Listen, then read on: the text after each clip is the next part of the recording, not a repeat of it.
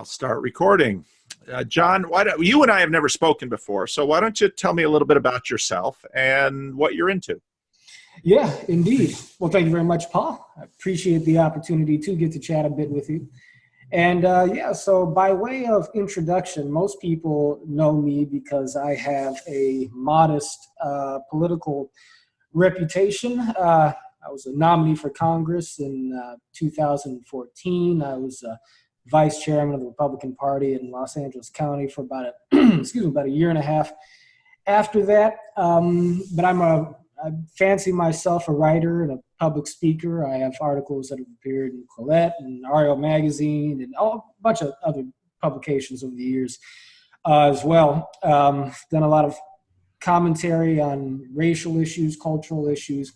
I think if there's a theme to my political and intellectual work, it is less about policy advocacy, although that's something I have a toe in, and more about creating space for profitable dialogue and collaboration to unfold between polarized and disparate groups. And so that focus of my work is really crystallized in my role with an organization called Better Angels, which is a national bipartisan nonprofit dedicated to the cause of political depolarization. And I've talked about that quite a bit in other areas, but anybody who's interested in the work of creating understanding between the two sides of our political divide and healing our democracy might be interested in checking out Better Angels. Okay. So, but yeah, those are the bullet points about John Wood Jr. here. Okay, and I'll put if you send me a link, I'll put that in the show notes, and I'll put your Twitter handle in the show notes. How did so you worked, so I grew up in Peterson, New Jersey, Mm-hmm. very much, my father, very much an African-American community. My father's church, although we're white, mostly African-American church. My church here in Sacramento, probably 40% African-American. Most of the leadership is African-American, almost all Democrats. And you're one of these infamous black Republicans. What happened to you, man? What happened? Something must have happened. Right, yeah, no, it's a real traumatic thing in my past. I was walking around one day and suddenly it started trickling nickels from the sky, and I thought, "Oh, hey, trickle down economics." I bought myself an ice cream cone, and I was a Republican ever since. No, well, okay, so that is a story in and of itself. I grew up a Democrat myself. And by the way, your background is very interesting to me because, you want to call me an anomaly, rather frosty-looking white guy yourself, having been up in the heart of a black church community. You don't get that too often either, Paul. That's true. That's true. I think we inverse mirror each other in some sense. But my family on both sides, traditionally speaking, were Democrats, although I've always had Republicans and conservatives of both colors in my family.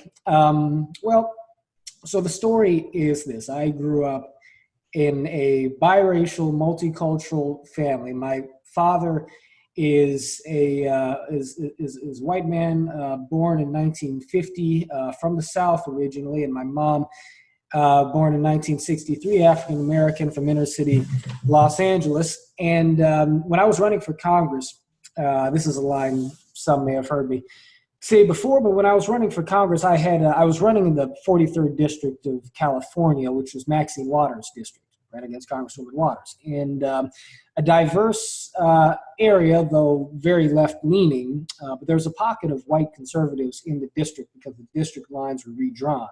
Not enough to change the political balance, but enough for there to be a conservative corner in the community. So I had an open line. Conservatives in California, you kind of have to spread them around a little bit so they don't tip our California politics. Exactly. You can't let them bunch up enough to win anything, right? That's right. You got to love gerrymandering, yeah. That's right. That's right. But so I had a sort of a canned line that I would use because I was 26 when I started running, and I would say, whether I was speaking to white Tea Party group in South Bay or to a black church and black Democratic church in South Central Los Angeles, I'd say the same thing. I'd say people ask me at the age of 26 why I feel qualified to represent a district as complex and diverse as California 43rd. And I'd simply tell people I come from a unique sort of background. My mother is a liberal black Democrat from inner city Los Angeles. My father is a conservative white Republican from Tennessee. I grew up explaining my father to my mother and my mother to my father, and that's why I think I can represent a lot of you. Usually got that kind of a reaction. Yeah, I love it. I love it. Now, the truth was a bit more nuanced, as my dad is always quick to point out. So my father comes from a kind of a prestigious family background in the record business. I come from a music family generally. My father's a jazz pianist. My mother is an R&B singer, and she used to dance on Soul Train back in the Soul. I know someone else who used to dance on Soul Train. Oh, is that so? She's a minister in our denomination. Really? Works in the denominational building. So depending on when he was on Soul Train, he and Mom might know each other. That's right. I'm going to send this video to her, so we'll see what happens. Right, we might be able to make a reunion here. That's right. But my grandfather was a major record executive back in the 1950s. First thing he did, for which he was well known, was he started a radio show, and he sponsored a radio show. He owned a mail order record shop which sponsored a radio program called the Randy's Record Shop, and that was the first first radio program to broadcast rhythm and blues and gospel, basically black music, to a national audience. Now keep in mind, Grandpa was white. This is my father's father, but he loved black music and loved black culture. And it was a big thing. And on a clear night, the signal would travel clear into the Caribbean. Bob Marley recorded some of his early hits at a recording studio called Randy's, which was named after the record shop and indirectly after my grandfather. Wow. And then after the success of the record shop in 1956, my dad was 6 years old. He had an older brother and an older sister, and my grandmother. They moved out west to Bel Air, and where Grandpa founded a record label called Dot Records, which you may or may not be familiar with. That was the biggest independent record label of the 1950s. Dot had 15 million sellers. 36 million sellers, including 15 from Dot's #1 artist, was Pat Boone.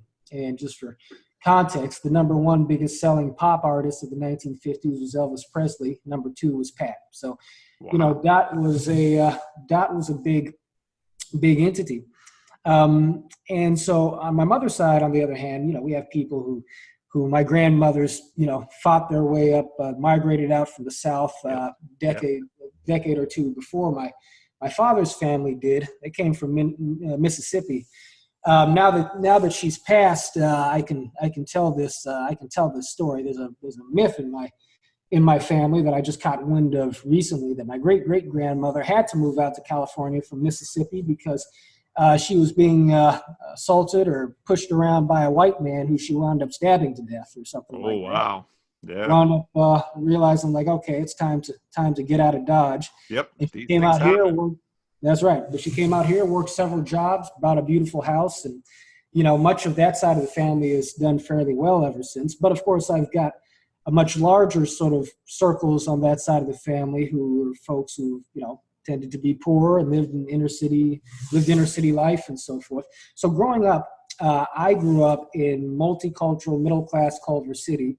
On the weekends, I'd go hang out with my black family who lived in inner city Los Angeles. And over holidays, I'd go see my father's family who lived in, you know, upscale La Jolla, California. My grandparents recently passed, had a home that sat not far off the water, $1 million view of the ocean, a house that sat, you know, just a block or two down the street from Mitt Romney's house, the one with the car elevator that he used to get, criticized for during the campaign. So, you know, that's the window dressing of my upbringing. I was always bouncing back and forth from different racial and socioeconomic environments. And so even though my dad and my Grandpa was a Kennedy Democrat. He knew John Kennedy. He was good friends with Pat Brown, also good friends with Richard Nixon, Democrats and Republicans. But Grandpa was a loyal Democrat. my father was a registered Democrat, but I was always raised with the sense of very kind of conspicuous sort of focus on the value of traditional American values. Now, for my family, that did not necessarily mean religious conservatism. I mean, we were culturally Christian at best. I didn't come to think of myself as a Christian until I was 22 years old, I think. But I grew up hearing stories about Daniel Boone and Davy Crockett and learning about, American history and the founding fathers. And more than anything, just sort of seeing in my grandfather and in my parents' sort of musical legacies a participation in the rich cultural tradition of American popular music. And so for my dad, he had this a tradition which in my dad's view of things started declining once he hit 1970 and went onward, once, multi-track recording and disco and then eventually hip hop and gangster rap and all of these, in my father's view, sort of blasphemous, perversions of real music artistry set in. With that came kind of a change in social context too, to where everything, people like Pat Boone and, to varying degrees, Andy Williams, Bing Crosby, a lot of the cultural icons of the past, John Wayne, we're kind of seeing this resuscitated now. A lot of people my father looked up to in his youth and who I was sort of raised to look up to as well were suddenly looked at as retroactively having participated in a social sort of legacy of white supremacy and patriarchy and exploitation of African-American artists and et cetera, et cetera, et cetera. So all this kind of turned my dad to the right a bit. Now, that wasn't, so that I started to catch wind of this sense from the left that everything white and traditional and, sort of, rooted in a sense of the United States as being a country with a heritage and certain unique ideals that are to be celebrated as opposed to sort of cast aside. I kind of caught the whiff of the idea that suddenly it wasn't cool to be proud of being an American in a real conspicuous way on the left in some of the circles that I grew up in. And I didn't like that, and that really pushed my father in another direction. It's a deeper story. But in my own case, I did work for Barack Obama's campaign in 2008. I was very inspired by Barack Obama. I was a liberal activist through high school, and I was done with politics when George W. Bush got reelected. I got cynical at an early age, got pulled back in when Obama came along because there was so much in his story that I could relate to. But in the process of working for his campaign, I thought this idea of hope and change is all about creating understanding between people of different colors and different races. I considered myself a student of Martin Luther King Jr. And so I thought that Obama's campaign was an extension of that. And so I thought, if I'm going to be a part of the transformational movement, I need to really get to know Republicans and conservatives. So as my dad was shifting right, now a lot of things are going on at this time in my life. I'm about 2008, I'm about 22 years old. I had just gotten married. My wife had joined the Army. I had just started reading the Bible very thoroughly. And several things happened at once. We moved to a military community. I moved from Los Angeles to Colorado Springs. And, Colorado isn't super conservative, but compared to LA, it, might as well be LA. Might as well be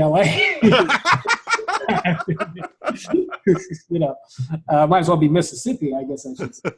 I started living with soldiers, married my wife, started, found a faith-based community for the first time in my life.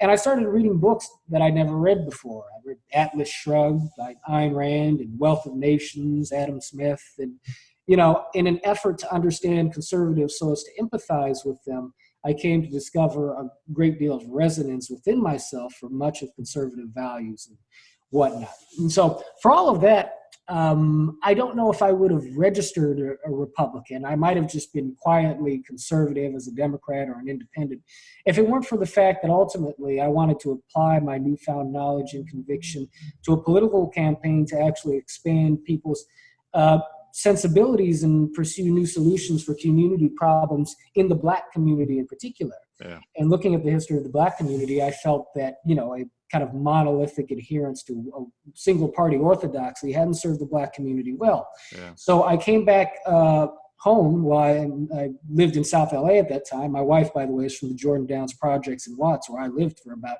a year or so after we came back. It's another story. But I came back and I ran a, sort of a religiously conservative but bipartisan campaign in South Central Los Angeles. And, we didn't win, but it was something that, but it was an opportunity to make, in addition to getting some media coverage and all that, Sure. Nothing too huge, but it was an opportunity to make many friendships and many relationships. Yeah. People on both sides of the aisle and across the district. And it was also my first prolonged exposure to Black church life, really. And I settled into a ministry in South Los Angeles. And so a lot of the degree to which I can relate to maybe some of your experiences being in the Black church, I mean, granted, we're separated by space and time, but the spirit of the Black church wound up really kind of sinking in with me in many respects. And that comes from that part of my life, not so much my early upbringing.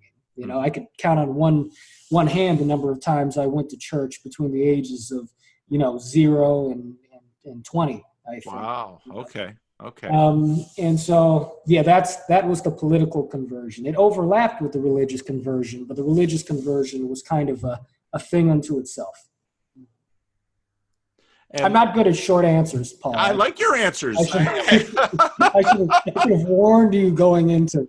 No, again, I'm a pastor. I love hearing people's stories, and your story fascinates me for lots of reasons, partly, again, because of my particular, rather unique upbringing. Mm-hmm. My father, there was, I'm trying to think of her name, The Warmth of Other Suns. What a beautiful book. I can't think of the author's name right now, but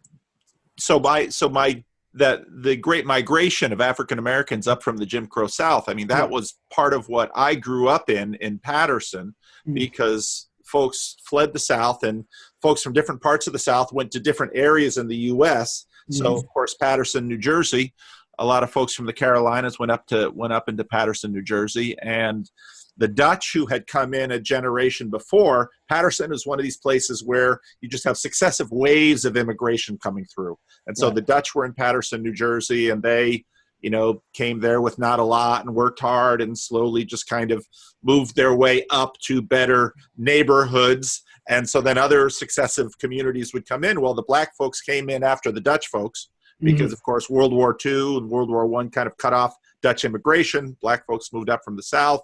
Yeah. The churches, because people move out quicker than their churches, the churches tend to stay in these neighborhoods. Sure. The neighborhoods change. Hard to pack the whole church up, and That's right. Yeah. So then there's always a few mission-minded people that are looking around and saying, "Oh, these folks are struggling, and we got to do something for them." And of course, the ways that they want to help are more expressions of their own culture than necessarily the culture of the people. And so they started this little gospel mission thing where they help people with clothing or food or whatnot. And that went on for a couple of decades. And at some point you get donor fatigue, and they're like, this really ought to become a church and not just this little, helping station. So they called my father, who had been the son of a minister, grew up in the Depression Midwest, who I never got a chance to ask my father this question, but I'd be curious. The first Black person he ever saw was probably a porter on a train in the Midwest or something. Right. Going to Grand Rapids, Michigan, the home of Christian Reformity. But he gets this call to minister in Peterson, New Jersey.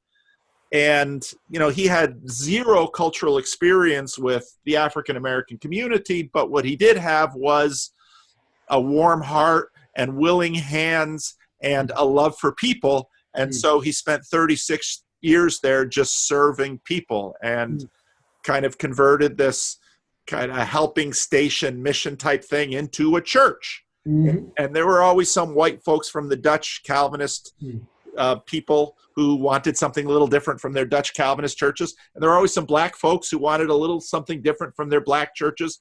And that happened. And basically at the same time as the as really the civil rights movement was happening. So what became kind of an oddity also had eventually kind of a cause connected to it, and people intentionally wanted to come to that church because unlike what Dr. King had said, the most segregated hour on Sunday on the week, there in Northside Chapel in Peterson, New Jersey, Black folks and white folks were getting to know each other, getting to know their cultures. And of course, I was just a kid. I grew up in the middle of it, and I thought it was normal. Didn't everybody live this way? Yeah, just like I thought my upbringing was normal. You know, that's right. Yeah, and had to get older to get some distance and say, wow, that's kind of a weird way to in comparison to, you know. That's right. Folks are used to, yeah. And so when I hear about the kinds of things you're doing, I very much understand it because, you know, a lot of folks, if you haven't had a lot of personal contact in depth with a community, especially when you have it as a kid. Yeah. Because it doesn't really, I won't say it doesn't matter, but one little white boy in the midst of a Black community, well, he's always white, but he's a kid. So, you know, you don't have those, so folks will be themselves. Mm-hmm. And so you kind of grow up and people, and then. That's just Paul. He's okay. Yeah. You know, and Stan, we love Stan because Stan helped me out, and everybody knew Stan's heart, and still to this day, you know, Peterson, New Jersey, they're dying now, but how many people just that loved my father, deep love for my father, for everything that he did there.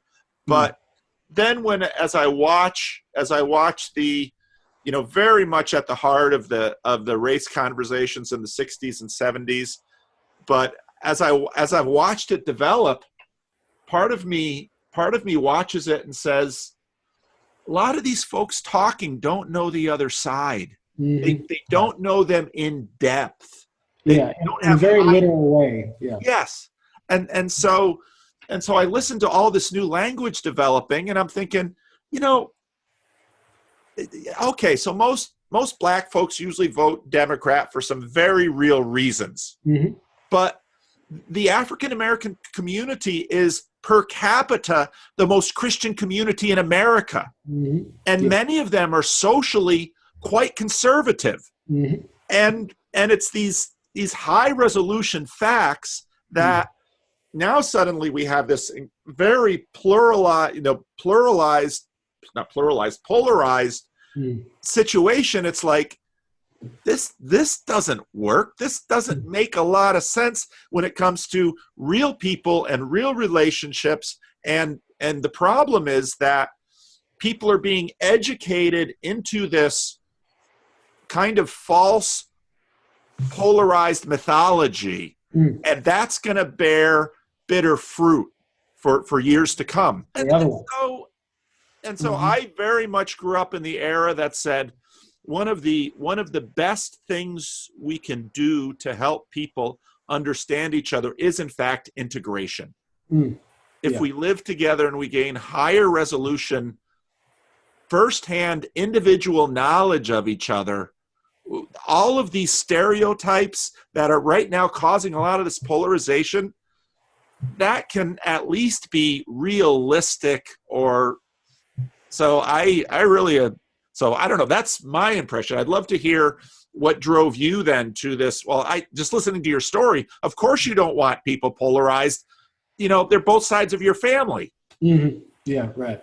Well, yeah, and that's something that I've said. You know, it seems like the default kind of perspective for so many, you know, in particular Democrats and Republicans these days is to look at Republicans as the enemy if you're a Democrat, or vice versa if you're a Republican. But for me, Democrats and Republicans have always more or less just been mom and dad, you know. And you know, so yeah, I mean, it is kind of organic to my basic sort of social posture to want to create understanding on a broader sort of level, because I grew up feeling like I was in that position. I mean, my parents separated at an early, you know, when I was still fairly young. They divorced when I was, I think, 8 years old. They split when I was 7.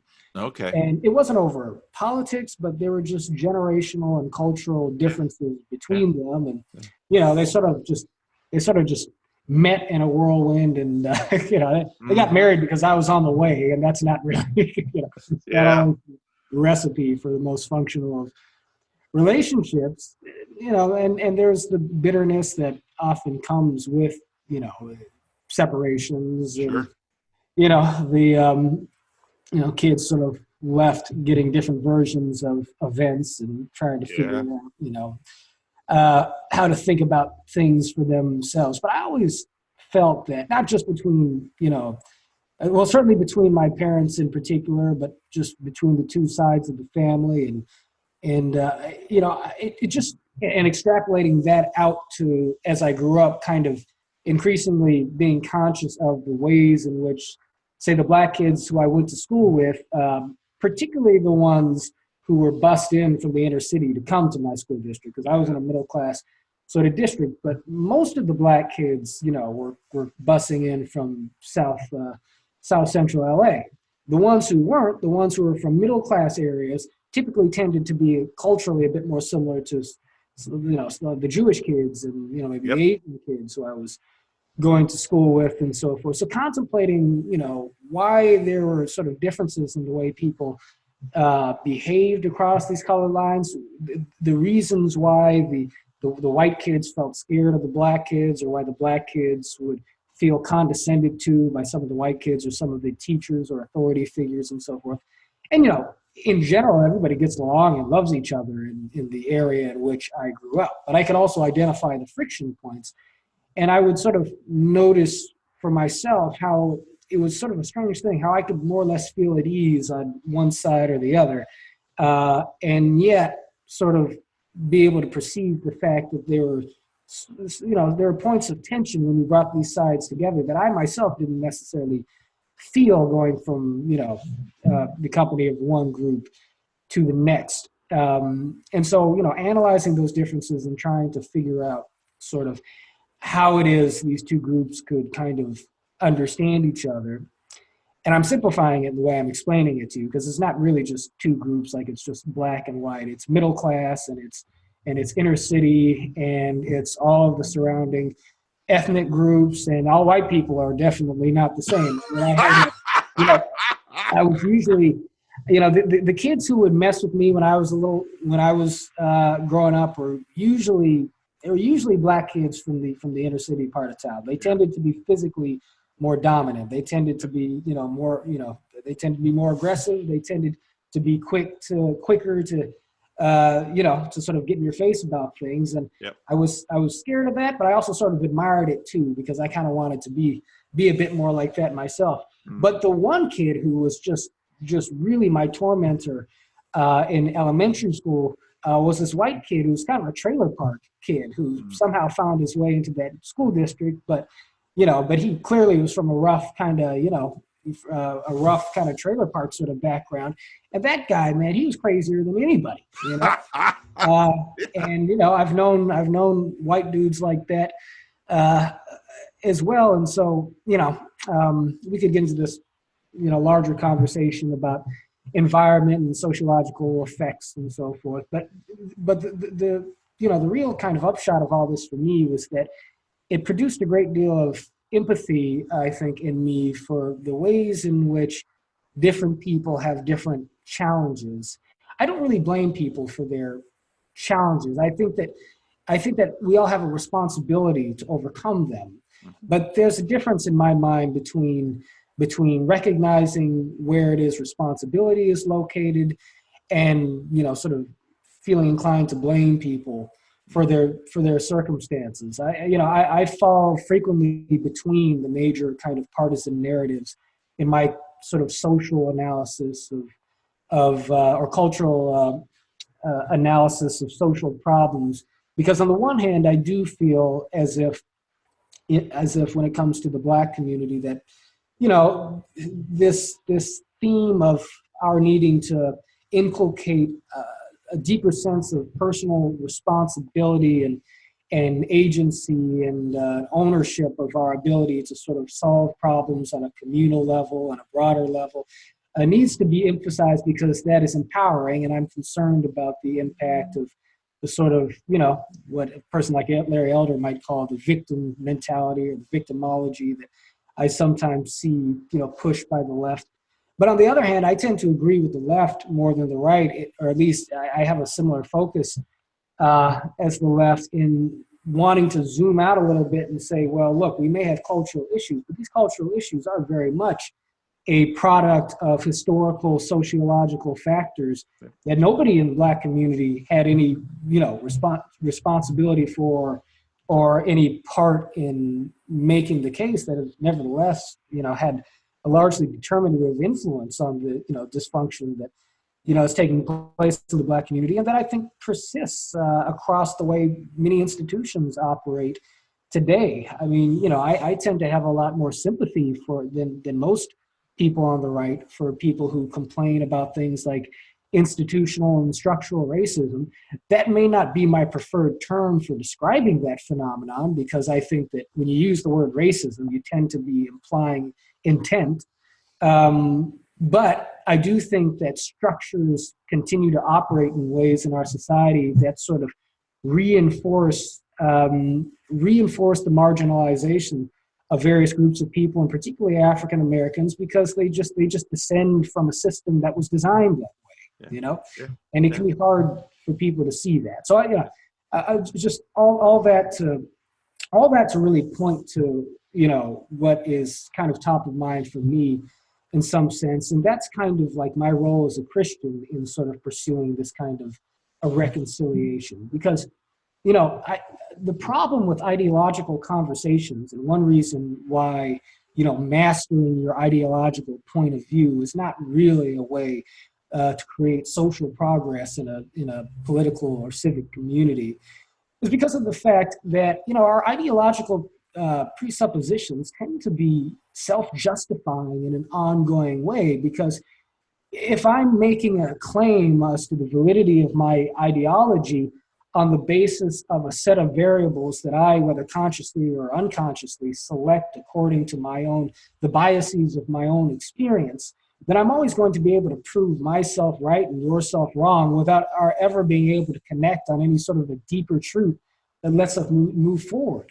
Yeah. But the thing that really sort of made me fall in love with Christ, and I'd love to share that story with you, is the fact that in Christ I see a pathway for us to connect with each other on a deeper level of, I guess you could call it metaphysical or spiritual, but on a deeper level of moral truth, that if we were to find agreement on this way of perceiving things, would allow us in many respects to just kind of skate by the frictions of our political differences, because we would have humility enough to be able to say, okay, I'll give a little here, you'll give a little there, but because we're committed to each other on a human level, we're going to make the best out of each of the other's solutions or approaches to a given problem, because we are each of us humble enough to know that we are wrong and willing to forgive and be forgiven for the ways in which we wrong each other in the process of coming to collective decisions. And so, everybody else seems to be looking for the sort of the bulletproof intellectual argument for solving our politics. For me, this is a question of spiritual transcendence fundamentally. And so it's funny because, as a young person, I still thought of myself as a liberal activist. I grew up, greatly admiring and hoping to one day sort of emulate the example of Martin Luther King Jr. And I fell in love with Dr. King with Dr. King as a young person, only really having gotten to see his kind of secular rendering through the narrative of the progressive kind of educational system I grew up in. And that was enough to make me feel like an acolyte of King. But in reading the scripture and in coming to albeit perhaps in some sense highly particularized vision of Christianity that Jordan Peterson is spoken to in my later years in ways that have been significant for me, I've come to see King in sort of this archetypal sense as representing in incarnation, again, in the flawed being that he was, as we all are, but as representing sort of a great human triumph in the project of imitating Christ and then applying the implications of that imitation or the substance of that imitation to actual living, breathing, social and political and cultural issues, you know? And so in coming to faith and then revisiting the legacy of Martin Luther King Jr., I suddenly looked at that and it filled out my appreciation of King, and King filled out my appreciation of the Gospels in some sense, because suddenly I realized, like, this is not the lessons of the Beatitudes and so forth. This is not merely academic. I can see the power that there is in the word when it is applied to our tangible societal sorts of problems. And so my goal for myself as a Christian in seeking to emulate Christ has been also to sort of try and be something of an exemplar of a transcendent morality that can serve as a bridge in terms of the communication of the gospel to people who may not be used to hearing it in a certain way, but on the other hand, to be a person who can communicate the substance of the gospel in my actual sorts of social activism and so forth, such that we can find a way to transcend the pettiness and the short-sightedness of partisan politics as I've always seen them exist. Yeah. So all of this ties into faith for me in a very real way. So tell me how you came to faith a little bit, flesh that out. Okay, gotcha. This is gonna be another download, Paul. That's okay. I'm good. So well, first of all, let me just come right out the gate and confess that I'm probably a bad Christian. Jordan Peterson just in Sydney said that there was only one Christian, that's Jesus, and people listen to that and think that's scandalous. But I thought, no, that's right. No. We're all trying to reflect him. That's exactly right. I didn't hear him say that, but thank you for telling me, because that actually is kind of the way I feel. I came to Christianity through. I came to Christianity through starting from birth, 20 years of sort of background mysticism by way of my mother and foreground agnosticism by way of my secular sort of, liberal, educational upbringing.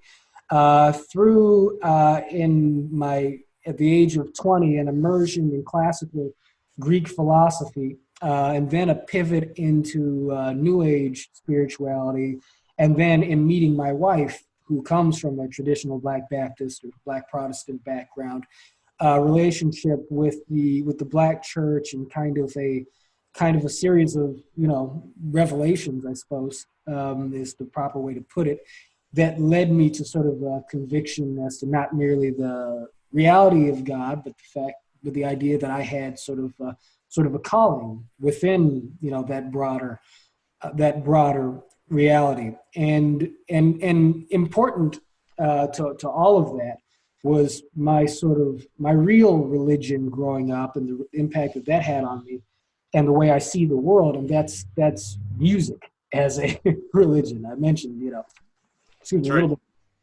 about my family background.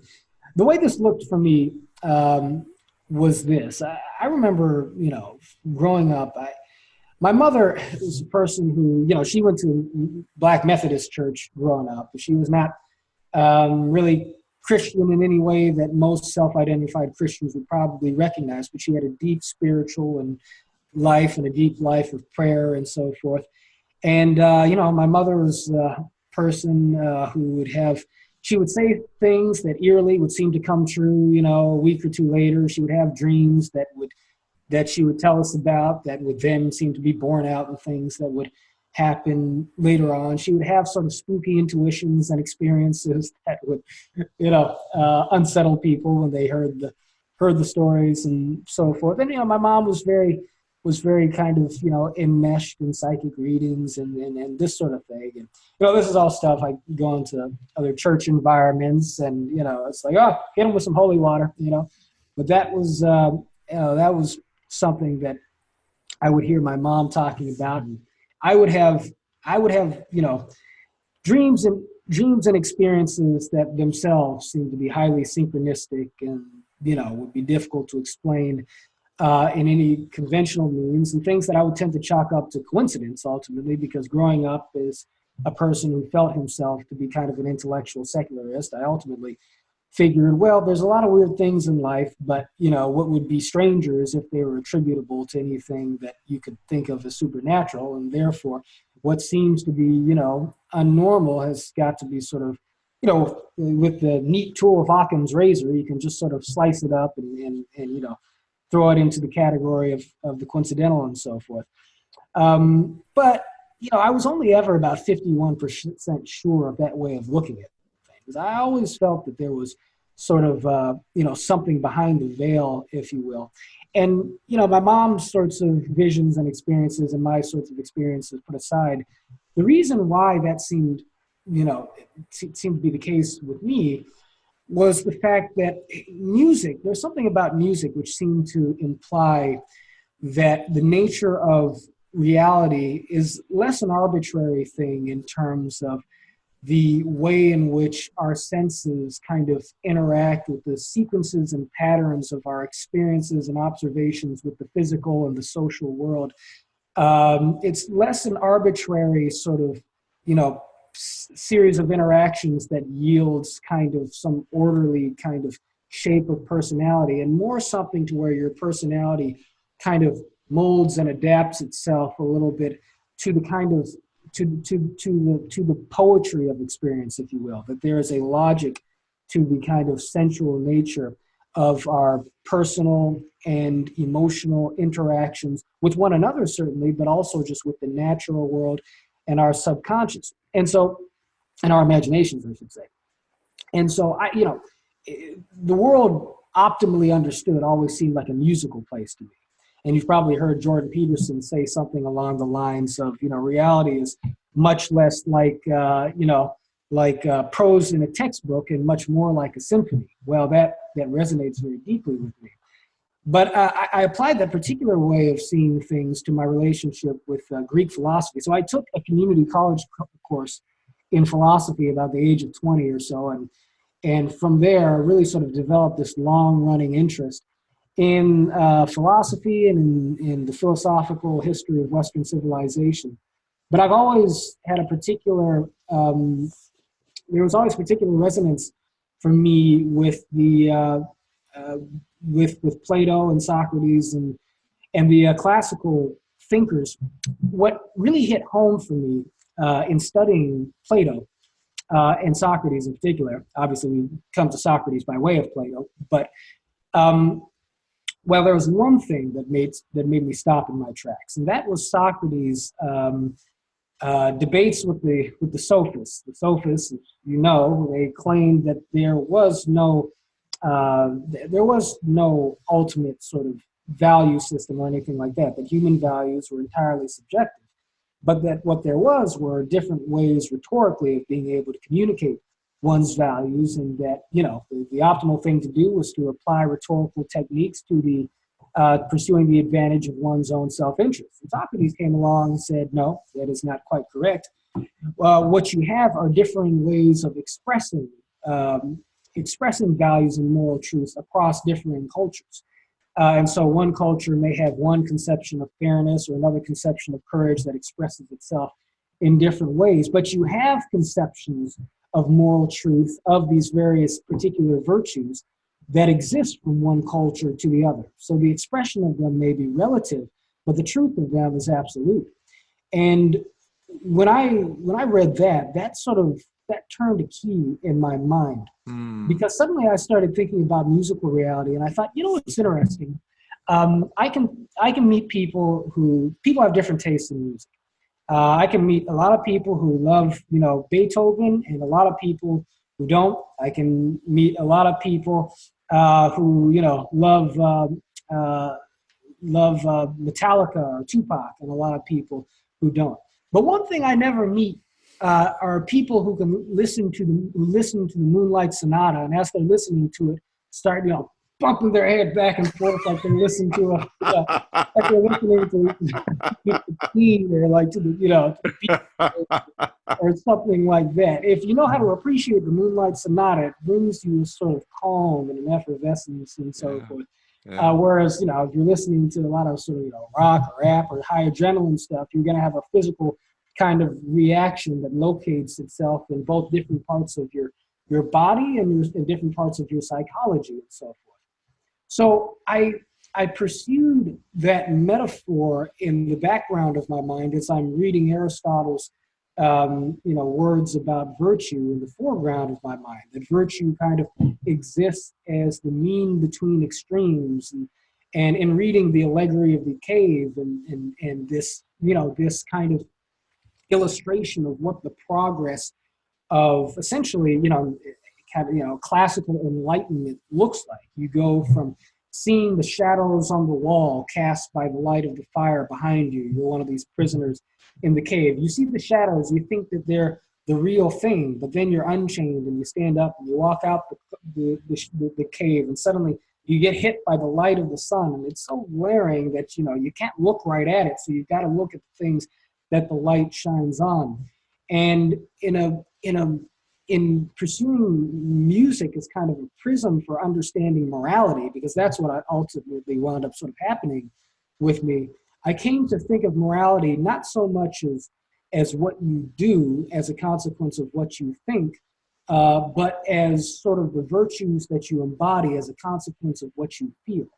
And how is it that you feel a certain way to where you can kind of walk in moral synchronicity with a higher sort of conception of virtue? The most beautiful feeling that I know in my life, something that is communicable in music, but that goes beyond music, is that feeling of just unconditional and unadulterated love as exists and can exist between a person in the world, and certainly between a person and the other people in his or her life that love him or her. And it's funny, I have a friend and mentor who told me that the kids who are, and I'm not putting this forward as any sort of statement of fact, I just think it's interesting. He said that he's got multi-ethnic children. And he said that in his experience, biracial kids, they go through a lot of social challenges having to adapt to the complications of their upbringing, but they also tend to be incredibly sort of well-loved, because the only reason they exist is because, not because it was convenient, it was because, it was tended to be because there's a great deal of love between the parents, and the rawness of that love had to compensate for the fact that there's no sort of clear social or cultural lane for them to kind of fit into. There's a lot that you have to make up for in terms of, kind of fittedness of the larger environment to the growth process of a biracial or bicultural sort of individual through sheer force of affection in some sense. And so for me, I would, as a person who was raised as a musician, so I'm pretty rusty now, but I was raised as a singer and a trumpet player, and I was improvising in the bandstand at the age of 12. That's when I started performing with my father and my brother and whatnot. In order to play jazz right, in order to improvise correctly, you have to sort of be able to create the music inside of yourself before you express it, through the horn or through your voice or what have you. There has to be a vision and kind of an internal embodiment of what it is you're creating that then comes through the gates of your expression, right? And you can't really be in sync with the chord changes riding underneath the music that you're playing unless you put out of your mind the sorts of distractions that come from every other part of your life, that come from your insecurities about this, that, or the other, or you have to integrate your frustrations or your anguish or your hopefulness or whatever it is into a communicable thread of sounds and phrases that, when articulated, makes sense on a subconscious level, because that's what music is. I mean, music doesn't always have words to it, but whether it does or doesn't, it makes sense on a deeper kind of level. It conveys an emotional reality that is a spiritual reality, right? And so in coming to see virtue through that kind of lens, I began the practice of thinking, what does the truly moral individual look like? What does the truly selfless individual look like? Not just in terms of his or her external actions, but in terms of their internal universe. And I tried to put myself, naturally I thought of the most moral people I could imagine. And, reading about Socrates and Plato, but, thinking about Gandhi, thinking about Dr. King, and thinking about Jesus of Nazareth, even though I didn't have any religious attachment to the idea of Jesus. In fact, to tell you the truth, I always thought of myself as anti-Christian, essentially. Not anti-Christian in the sense that I did not like Christians, but, I thought of Christianity as a force for intellectual backwardness and social regression in our society, and certain versions of it I still probably feel that way about, more or less. But the figure of Christ himself, the figure of Jesus himself, even if he was just kind of a character in a fairy tale to me at that time, the idea that there could be a man who could live his life from beginning to end, loving selflessly and speaking the truth, only to die voluntarily at the hands of people who hated him, as he prayed for them and as he prayed for their well-being and salvation, even as a person who did not accept the historicity of that story at the time, I was nevertheless a person who was admiring of the moral purity of that tale, right? Mm-hmm. And so I began this process of trying to emulate within myself, within my imagination, just what does the thought process of Socrates look like, of Gandhi look like, of King look like, of Jesus look like. And there was this a priori love that seemed necessary. It seemed like for me to really sort of live out, the implications of a truly optimized kind of moral and ethical disposition. I had to love people as a matter of preemptive conviction, as opposed to as a condition of the goodness of others, right? Mm-hmm. And so I sort of cleared out. I adopted a practice of meditation. Nobody really taught me how to meditate, except that in being raised as a jazz musician, in some sense, I felt like I kind of already knew how, in a way. Mm-hmm. My mother meditated, and I would see her, but I adopted a practice of meditation, and I tried to sort of hone that way of thinking within myself. And then I came to another sort of, as that developed and I started to feel my capacity to sort of love people unconditionally expand, and I saw how it sort of allowed me to see people in a different way, as kind of being victim of the vicissitudes of the world, as opposed to being people who should be blamed for their shortcomings because of how they responded to the world.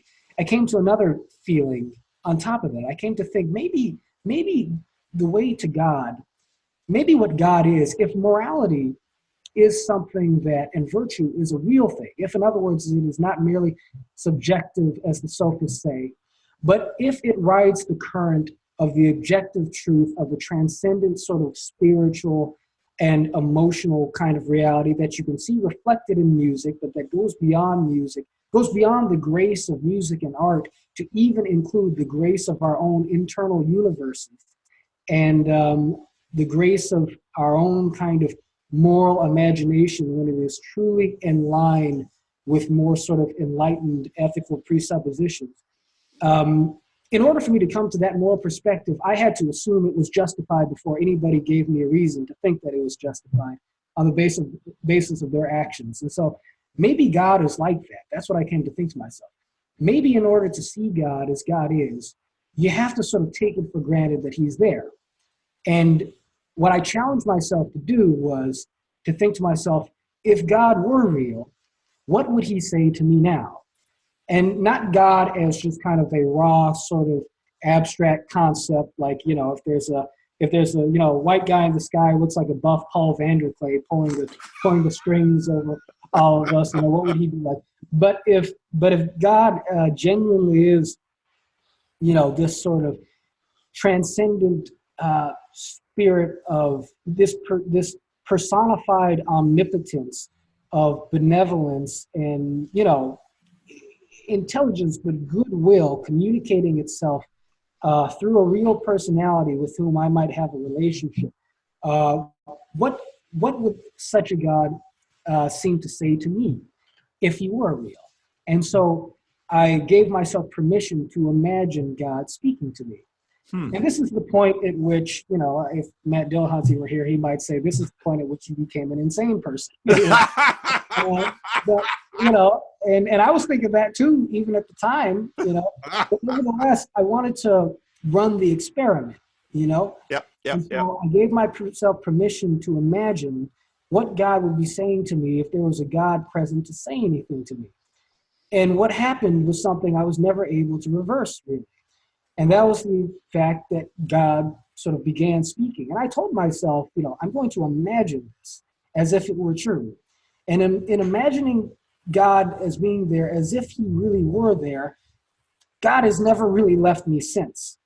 And, from that came really a couple of years worth of intense meditation and prayer. And, I should put a bookmark here really quick just to say that there is something strange about, and really this is the beauty of the conversations that Jordan Peterson is inspiring and that you've been having with people, and that really kind of the digital space is allowing us to have.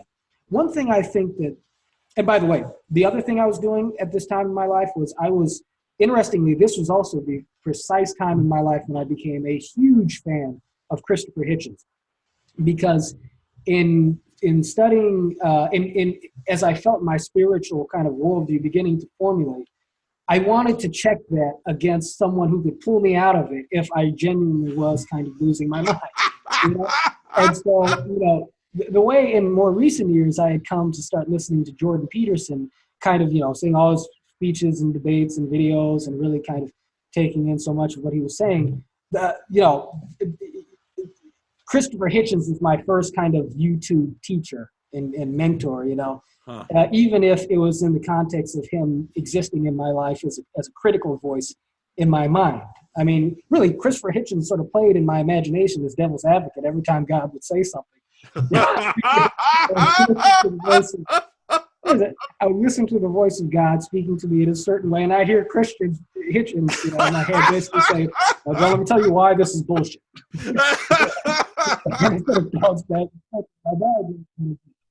And I love Christopher. It's very sad that I won't get the chance to meet him in this life, but he. Uh-oh.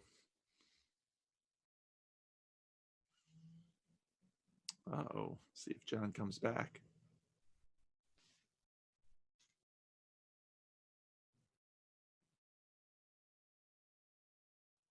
There he is. That happens sometimes. Yeah, that's all right. So you're talking to God, and you got Christopher Hitchens as kind of your lifeline. It's like, well, you pull me out of this God thing if it gets too weird. Exactly. I wouldn't give myself permission to believe anything that I did not feel I could. I told myself I didn't have permission to adopt any belief that I did not feel I could defend if Christopher Hitchens were sitting there in front of me to argue it out of me. Okay. And so, I felt at each step that I took was a step that I felt I could intellectually justify. Yeah. And so I ultimately came to a relationship with God. And the thing that I was going to say before was that, the conversations you've been having with people have been remarkable as a product of the change in technology, and also to a fair degree as a consequence of the sorts of conversations Jordan Peterson has been having with people. One thing that I think a lot of new atheists, some of them understand this, but many of them don't, I think, is the fact that for any atheist or new atheist who is confused as to why it is such obvious kinds of secular arguments only seem to be able to go so far and sort of shifting superstitious people like myself out of, belief in God or a conviction that faith is a justifiable sort of, cognitive vehicle to sort of ride through life with. For anybody who is frustrated at the limitations of powerful polemics to sort of change people's view of things, there are millions of people around the world, and I'm one of them, who have had experiences that I think we would like to explain, like to communicate, and frankly, I'd like to be able to talk about some of the things I've seen and been through in a way to where even if you could really show me how it is I am out of my mind, I'm still open to it. I'm still open to knowing how it is I'm crazy and so forth.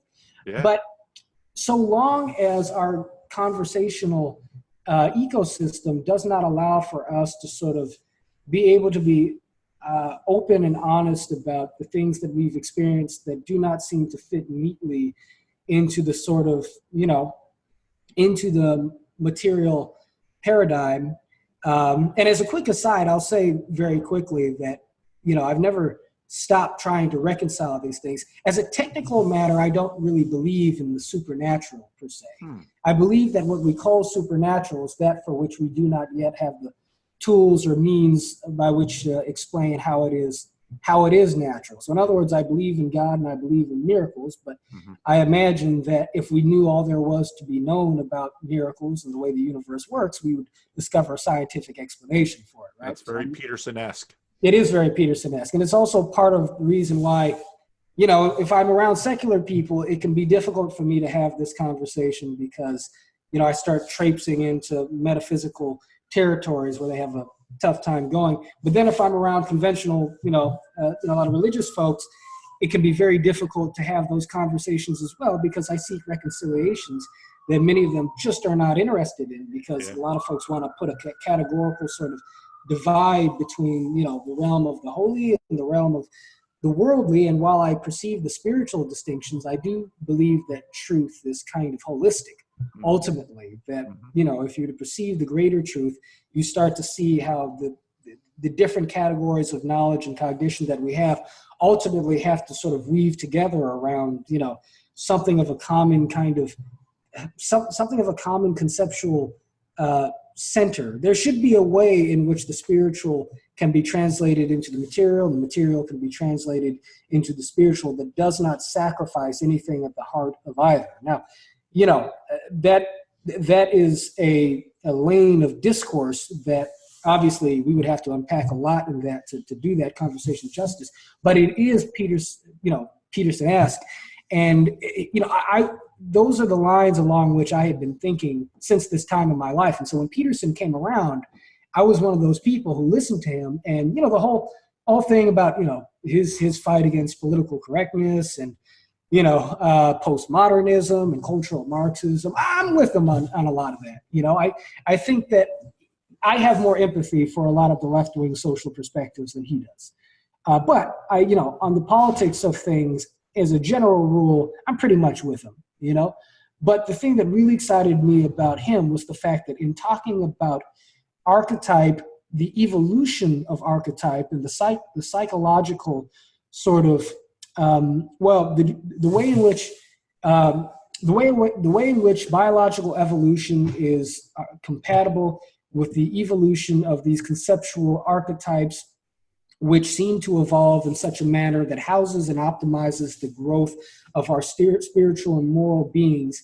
That maps precisely onto my sort of view as virtue and spiritual and emotional sort of optimal reality, as riding the currents of kind of, this musical metaphor, which sort of illustrates the hierarchical sort of transcendence that you can pursue up to sort of a peak, up to sort of a pinnacle point in internal sort of spiritual and ethical understanding that culminates with us loving our neighbors as we love ourselves and loving God and loving love. And God is the spirit of love, right? With all of our hearts and all of our souls and all of our mind, and refracting from that, having that sort of animate all of our actions and all of our thoughts going forward. His schematic just sort of fit perfectly. It added something new, but it fitted, just perfectly into the way in which I had already tended to see things, So when Peterson, in listening to Peterson, I felt like, okay, here's a person who's speaking a language that I, as a person who now feels himself a Christian, now I'll complete that story, but I, as a person who now feels himself a Christian, but who is also still feels himself very much interested in pursuing the material truth to the bottom, and a person who is uncomfortable with the idea that the material truth and the spiritual truth could be disconnected in any ultimate way, as opposed to sort of, conditionally differentiated in the context of our spiritual awareness. As a person who's not comfortable with that, and who therefore still sympathizes with people like Matt Dillahunty and Richard Dawkins and so forth, in terms of their desire to understand the world more fully on a mechanical level and a scientific level,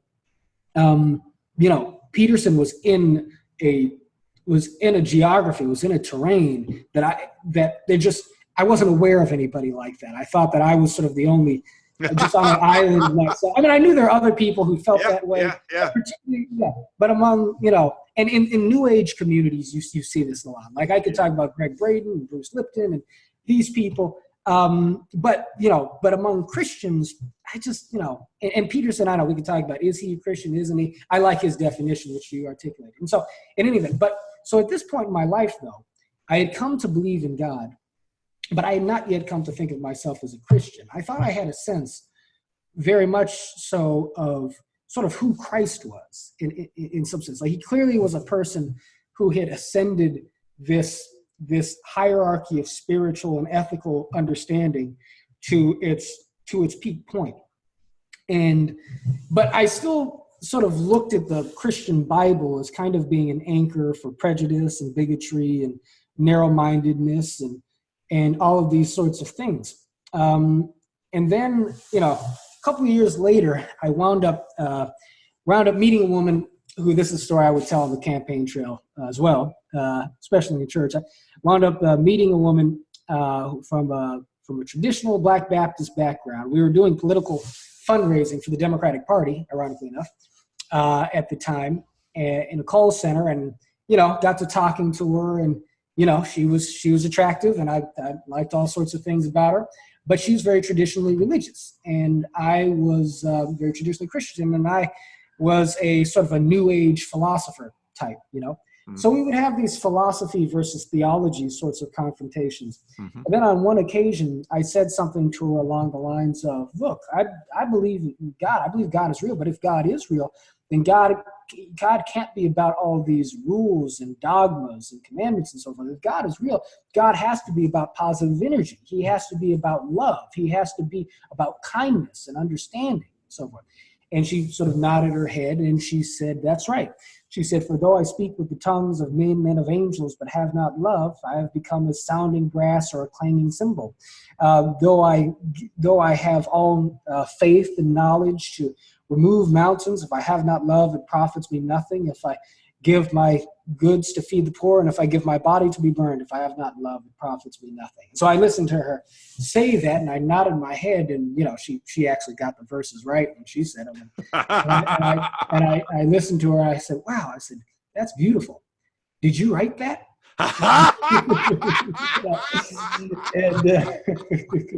And she said, "No." She said, "That's from 1 Corinthians." And literally, I did not really realize that outside of, a few things Jesus said in the Gospels, I didn't really realize that there were any verses like that in the Bible.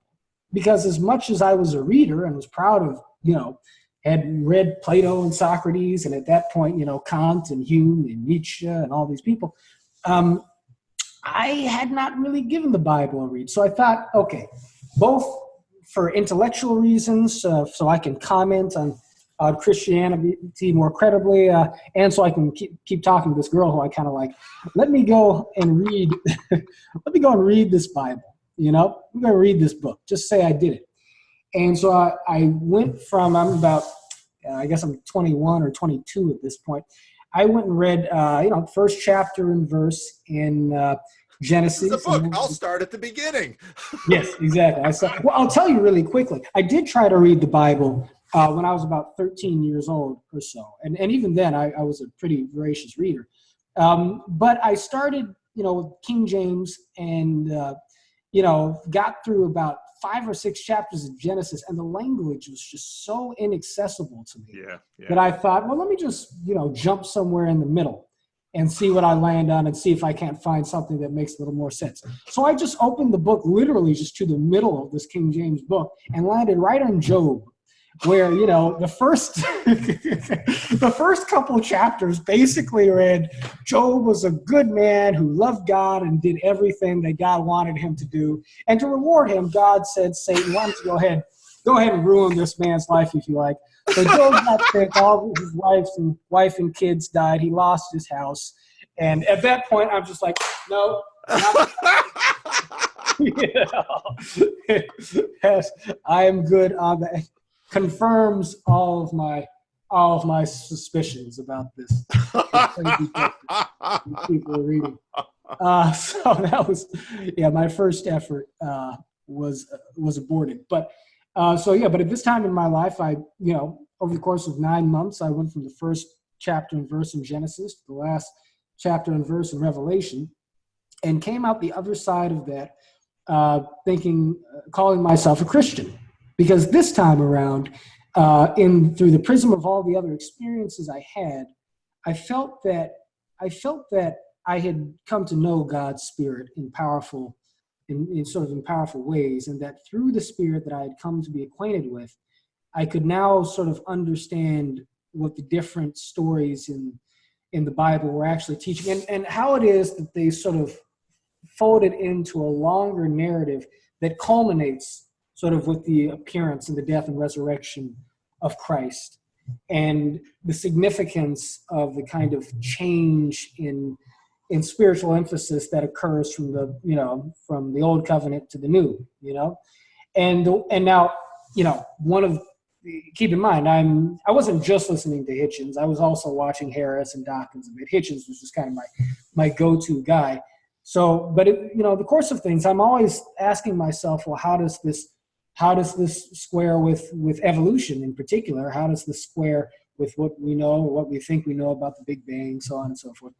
I came to look at the Christian canon as essentially telling an evolutionary story in some sense, in a real sense. I looked at there as being sort of a spiritual evolution that takes place from Genesis, from the Torah, from a period in the history of the people of Israel, where folks were, in my reading of it, not at a point maybe to where people in general could sort of intuitively apprehend the finer dimensions of the personality of God. And so the law was there to make the nature of God communicable, while not being sufficient to allow people to become like God in and of the power of the law itself, but that rather it was a guidepost by which men could be moral, and in deviating from it could discover the ways in which their faith had fallen short.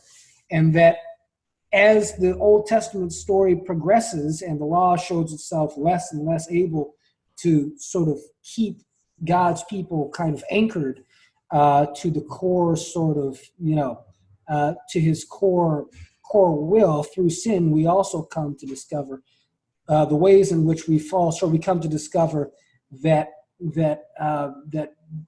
obedience is more important than sacrifice, that mercy is something that there's a spirit to the law that transcends the letter. And so Christ, in coming to fulfill the law, shows us the work of God animated in the flesh, that the law is not to no import or no significance, but that in fulfilling the law, we are not, as ideological political partisans are sort of prone to act now, in the thrall of a certain dogma, but rather those things that we believe religiously are an outpouring of this, what I would say is what Peterson is getting at when, in his conversation with Sam Harris, he talks about this a priori axiomatic sort of framework through which that needs to be established before we can kind of, properly sort of evaluate the implications of religious belief and interpretation, that it is from that a priori sort of unconditional love, not just that we have for God and for others, but that God has for us, first of all, which triggers our sense of debt and gratitude that leaves us sort of emotionally and intuitively inclined to pay that forward in self-sacrifice on behalf of others, that this is the true nature of God. And it is not truly communicable in its deeper essence through written words. That's why the word had to be made flesh. This is what I'm coming to think as I'm reading the scripture now through these, through my new eyes, so to speak. As it says in the Bible, the kingdom of God is not in word, but in power.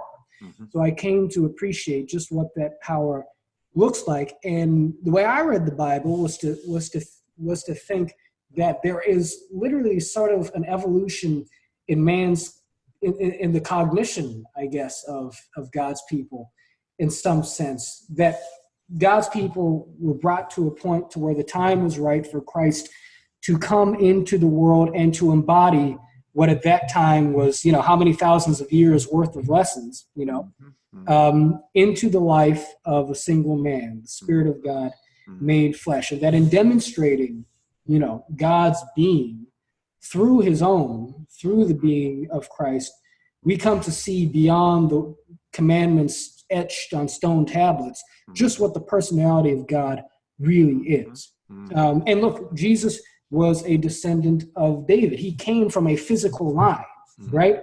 And so, if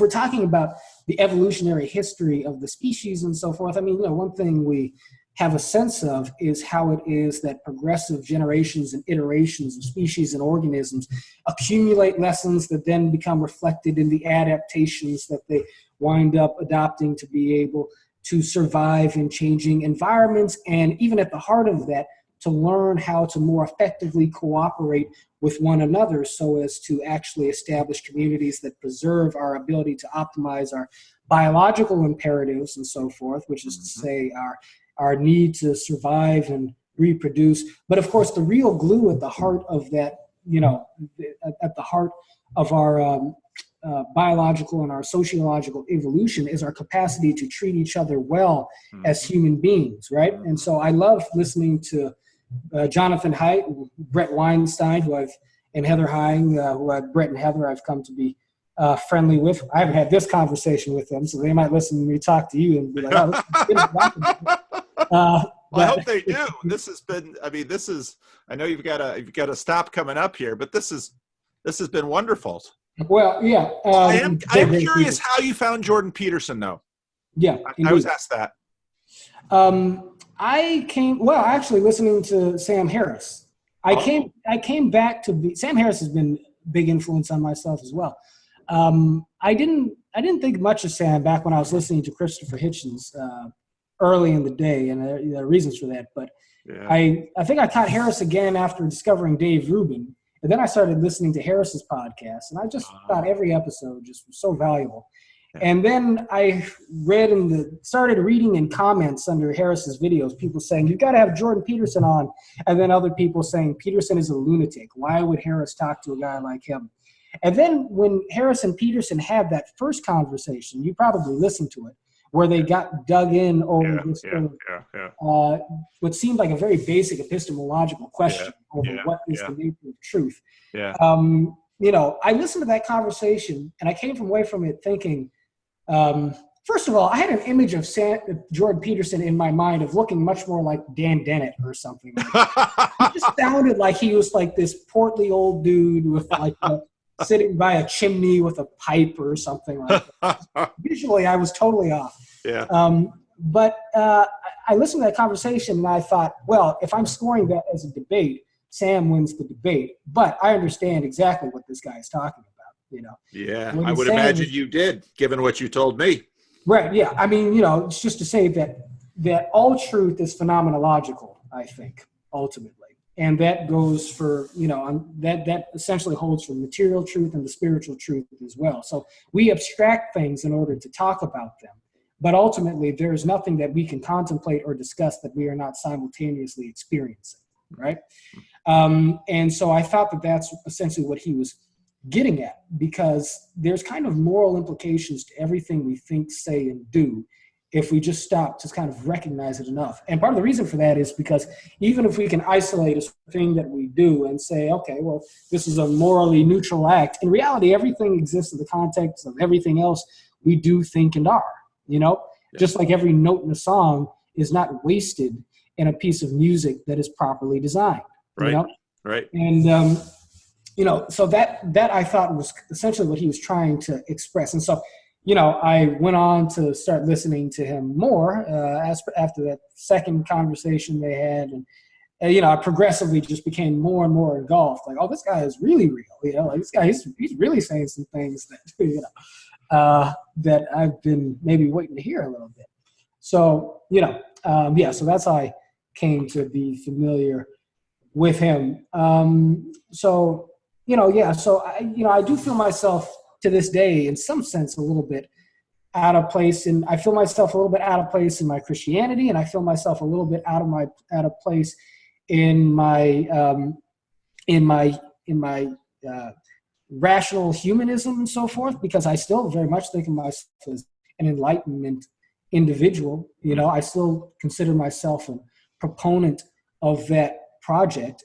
The pursuit of truth is the pursuit of truth, I think. Yeah. And there are very few places, Paul, where I can have the conversation with you that I've had right now. Honestly, this is me publicly saying a lot of things that I've never said to anybody before. And, I'm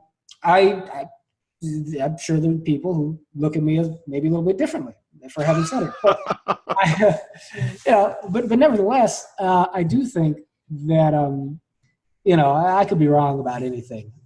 But I do think that we live in this life as a product of natures that are reflections of the nature of reality, and I nest something called God at the heart of that reality, as the intentionality that spawns forth the little bits of awareness and presence and mindfulness that you and I are, and that everyone we know happens to be. And so if I'm going to be honest, then I have to say the things that are really in my heart and my mind to say.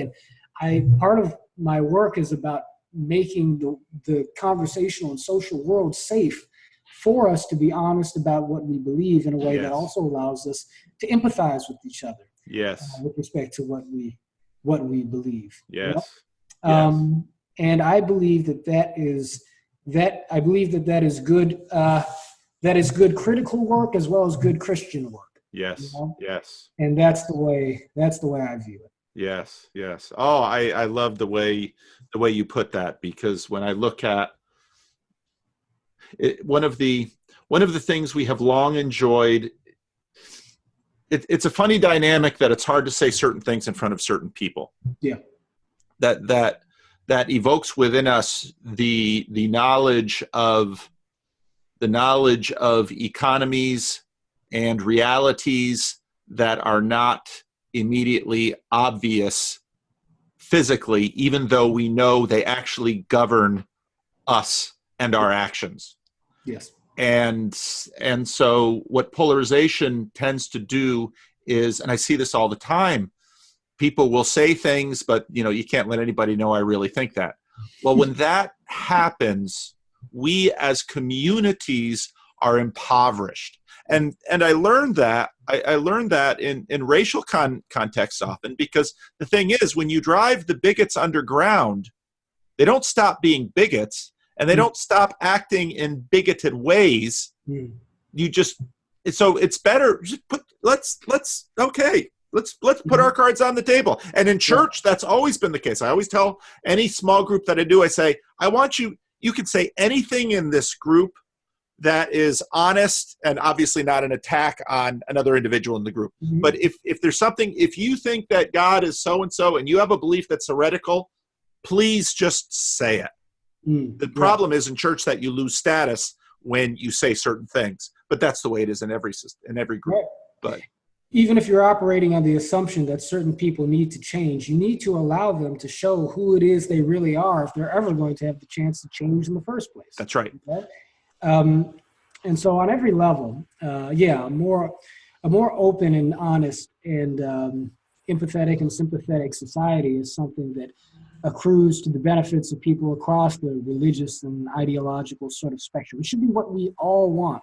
Yes. But it requires us embodying certain virtues like humility. Yes. That hearken us back to the value of our philosophical foundations and the gospel teachings to begin with. Yes. Yes. And so that's where I tend to return. Yes. Oh, I agree 100%. I know you have to go, but this has just been a delight for me. I have so enjoyed this.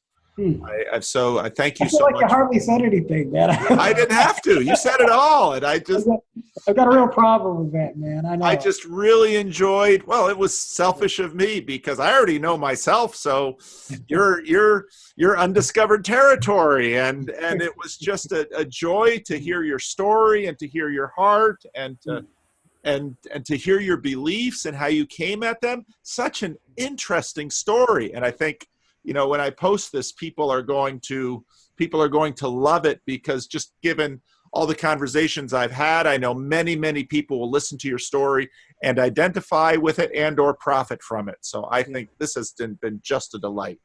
So. Well, thank you, Paul. And it's just really encouraging for me to know that you're in the world and doing what you're doing. No, because, just so people know, I reached out to you, and I felt like in watching your videos, I don't know, man, I felt like this guy, you just sort of feel like you're an uncle to a lot of people who've never had the chance to talk to you. You really are. And, I just felt like, if I'm going to, show my heart a little bit on these issues, this would be a good guy to maybe start with here.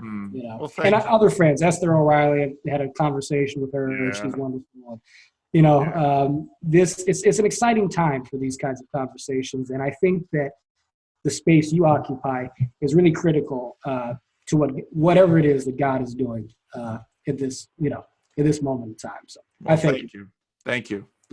Well, I hope you have the rest of your day as a wonderful day, John, and thanks for carving out this time.